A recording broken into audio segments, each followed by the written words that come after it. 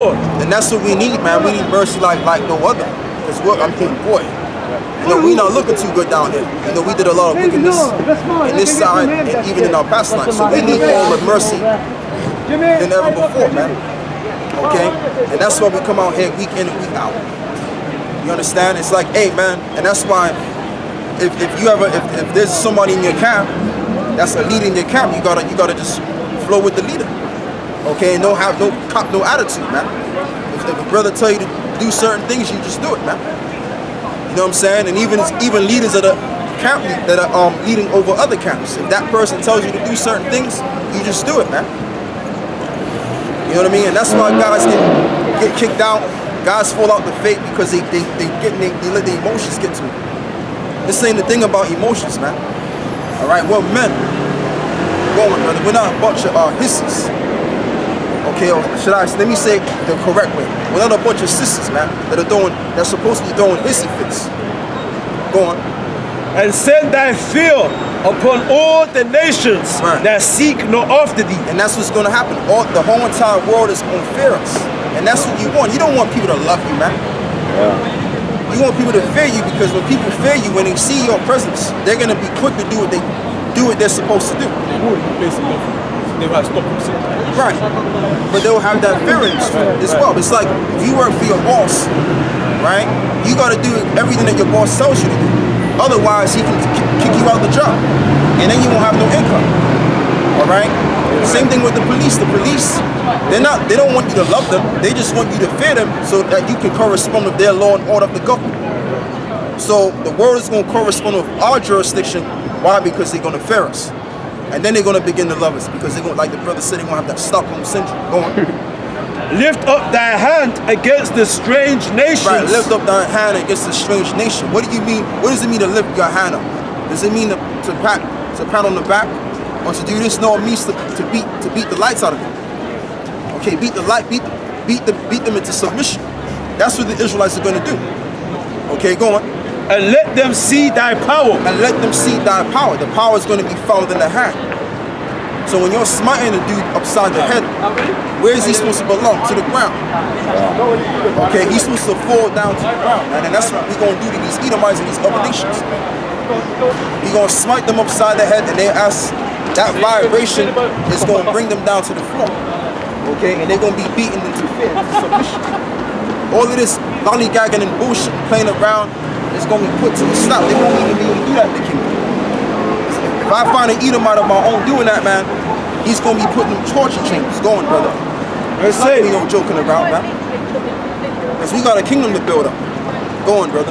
As thou wast sanctified in us before them, so be thou magnified among them before us. Right. And let them know thee as we have known thee. Right. That there is no God, but only thou, O Most High. Because see, we can't be selfish as well. We got to also look at the fact that the Lord is doing this for our benefit, but also to magnify His name. That's really the main intention here. Okay, it's to magnify His name and His aura. Okay, He's going to use His own people to do that. All right, so I think that's enough. Yeah. You get Baruch 5:1 now. Start from the verse first. This is Baruch 5:1, and it says, put off, O Jerusalem, the garment of thy mourning and affliction, and put on the comeliness of the glory that cometh from the Most High forever. Right, and that's talking about putting His truth on. That's what it means. Go on. It says, cast about thee a double garment of the righteousness which cometh from the Most High, and say, and diadem on thy head of the glory of the everlasting.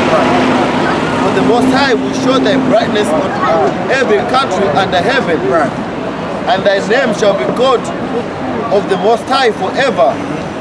It says, the peace of righteousness and the glory of the Most High worship. Arise, O Jerusalem, and stand on high. That's the one I wanted, yep.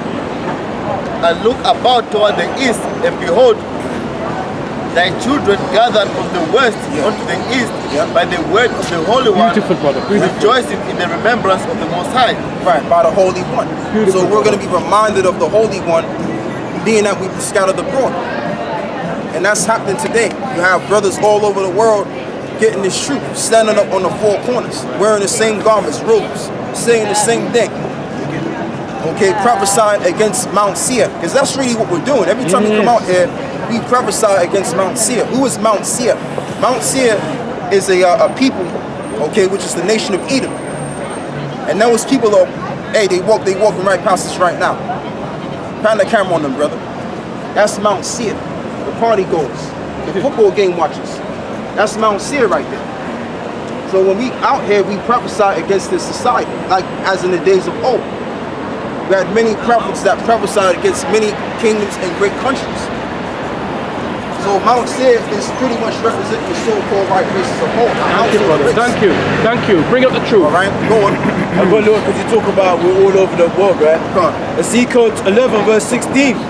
Therefore say, thus saith the Lord God, although I have cast them far off. Right, though I have cast them afar off.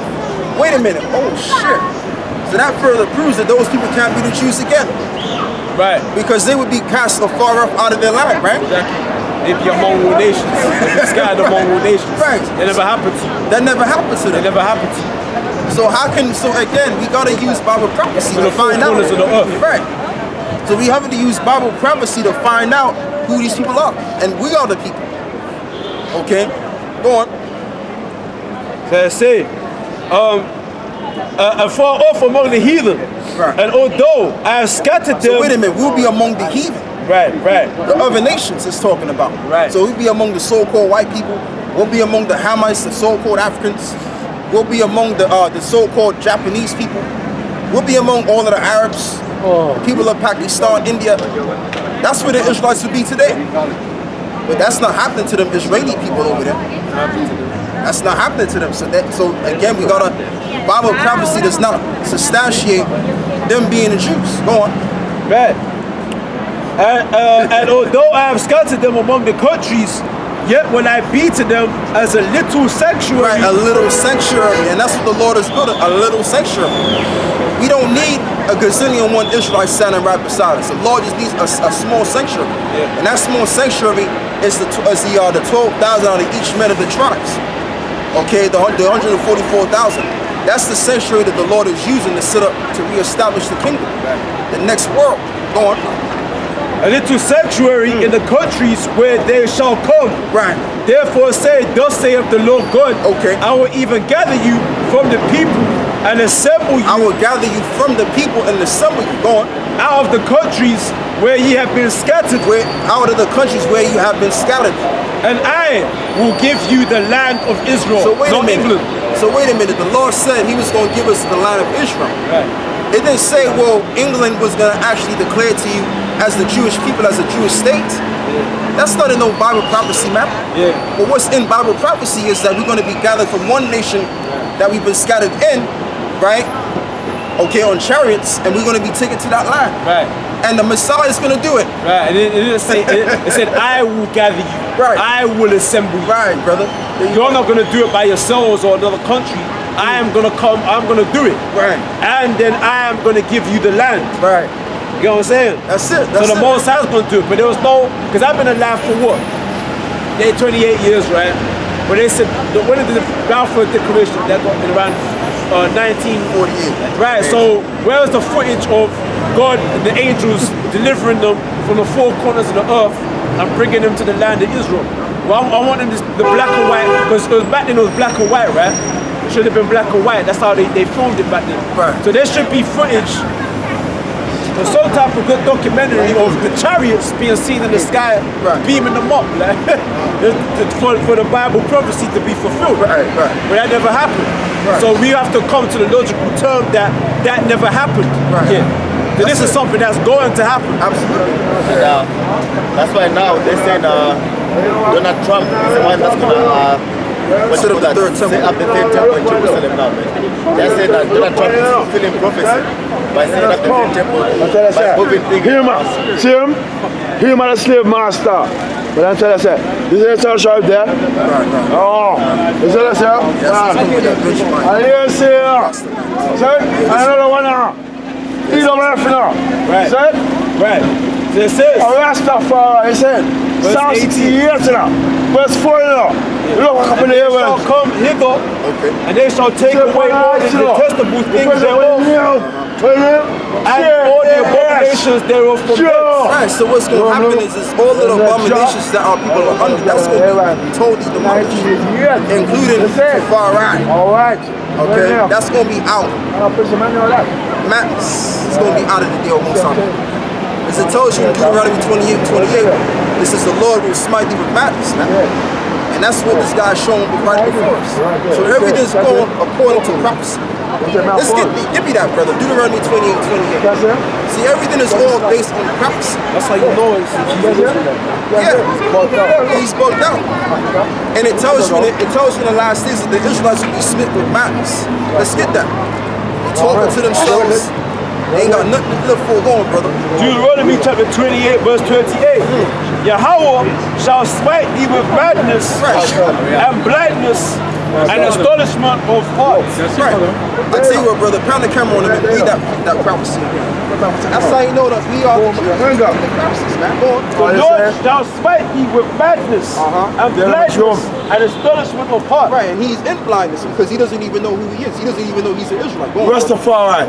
The reason why he's of madness and madness is because this verse is referring to him. And madness is when you don't trust in Jah. He was one of them. That is madness. 3,400 years trust in the ago. word of God. Well, he was there during the time of Trust in the word Moses. of God. That's a madness. You see, man. During the time of Moses, when we exited Egypt, he was there. And when the Mosai spoke these words, when the Mosai spoke these words, he was there. Yeah, he was there. And the Mosai was speaking to that generation. He was saying, listen, I'm going to smite you with madness and blindness of heart. And that's why the curse is now coming upon him. Because he was there 3,400 years ago. And that's why he's getting it right now. That's it. So he's a prime example of him being, he's a prime example of what we're talking about. Our people fit the bill of prophecy. You don't see them so-called Jews walking around the place talking to themselves, man. This and that. You don't see that going on, man. You don't never see that happening. But when you go amongst our neighborhoods, you see people walked out. They got mental issues. Or they blinded into this doctrine or that doctrine. It hits home. Hits home, man. And I'm glad he came up because he showed an example. The Spirit of the Lord brought him in to show an example. So brothers can be edified, man. This is real, man. This thing is real. This ain't no make-believe thing. This Bible is real, man.